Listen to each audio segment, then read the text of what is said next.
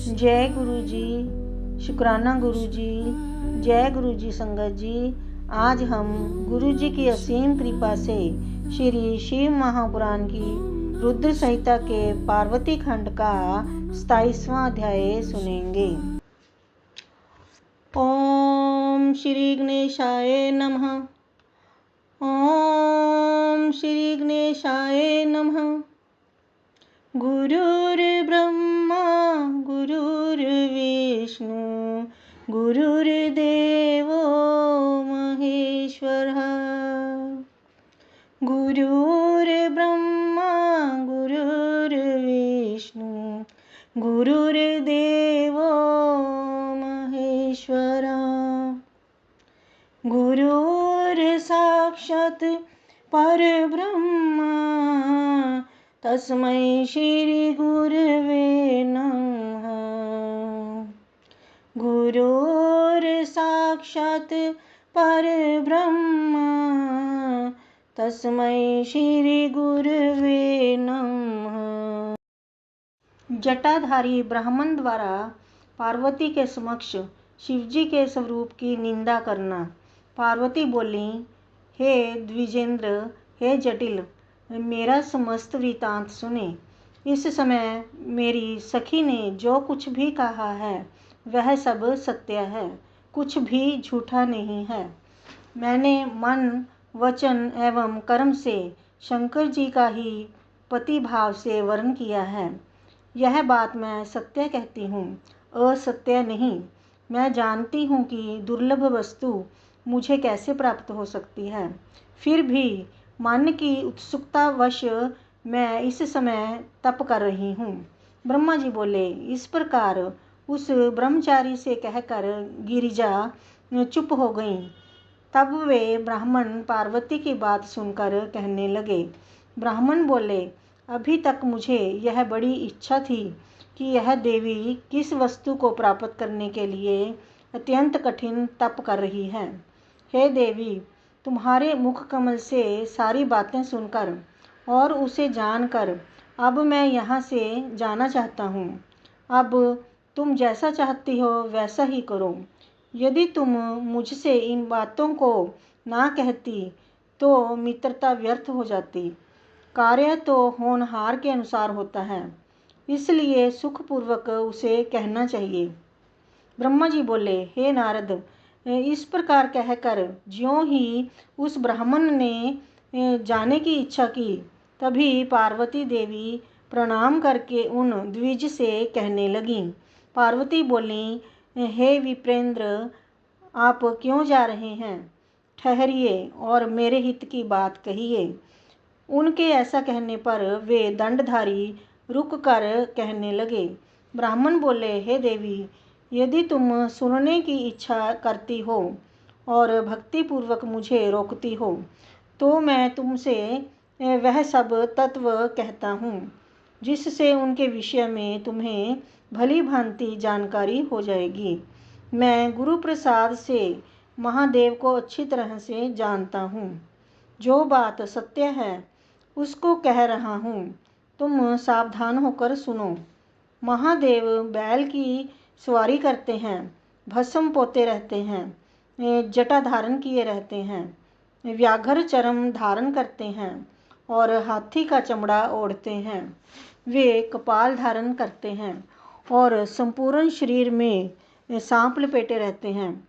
वे विष पीने वाले, अभक्ष्य का भक्षण करने वाले, विरूपाक्ष और महाभयंकर हैं।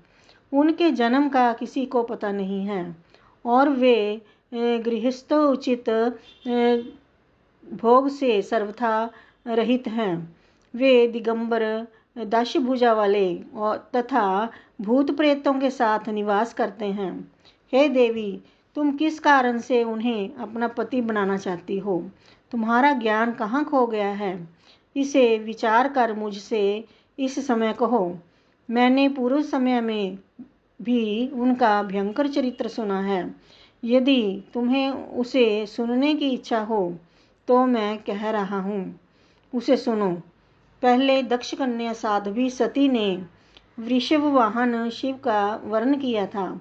उसके साथ उन्होंने जैसा व्यवहार किया वह बात भी तुमने सुनी होगी।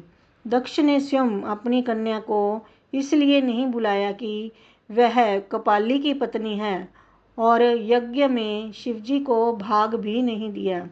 इस अपमान से अत्यंत क्रुद्ध हुई सती ने अपने प्रिय प्राण त्याग दिए और उसने शंकर जी को भी छोड़ दिया। तुम सभी स्त्रियों में रत्न हो और तुम्हारे पिता भी पर्वतों के राजा हैं। फिर उग्र तपस्या के द्वारा तुम इस प्रकार के पति को क्यों प्राप्त करना चाहती हो? तुम सुवर्ण की मुद्रा देकर कांच क्यों ग्रहण करना चाहती हो और सुंदर चंदन को छोड़कर कीचड़ लगाने की इच्छा क्यों कर रही हो?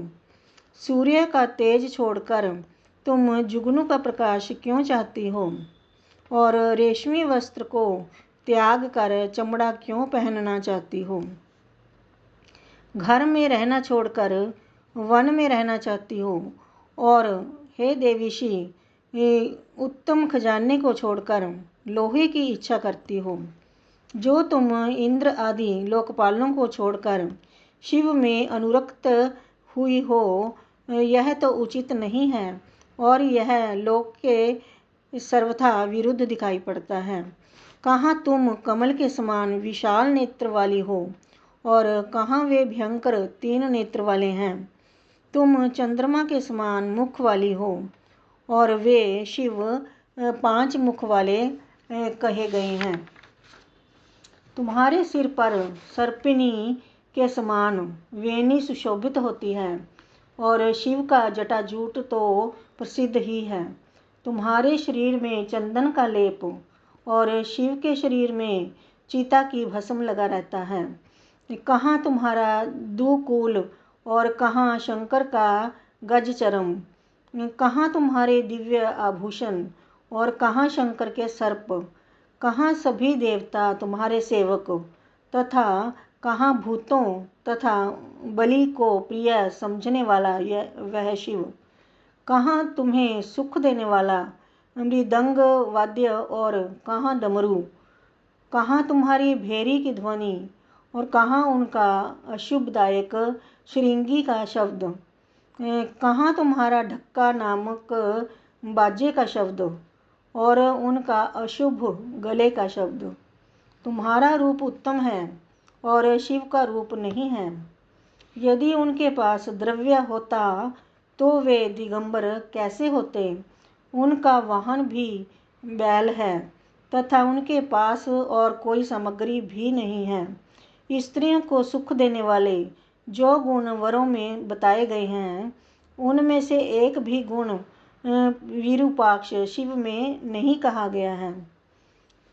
उन्होंने तुम्हारे अत्यंत प्रिय कामदेव को भी भस्म कर दिया।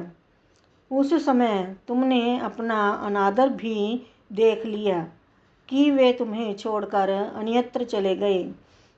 उनकी जाति का पता नहीं है, उसी प्रकार उनके ज्ञान तथा विद्या का भी पता नहीं।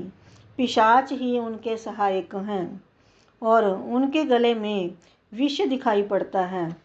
वे विशेष रूप से विरक्त हैं, इसलिए अकेले रहते हैं। अतः तुम शंकर के साथ अपना मन मत जोड़ो।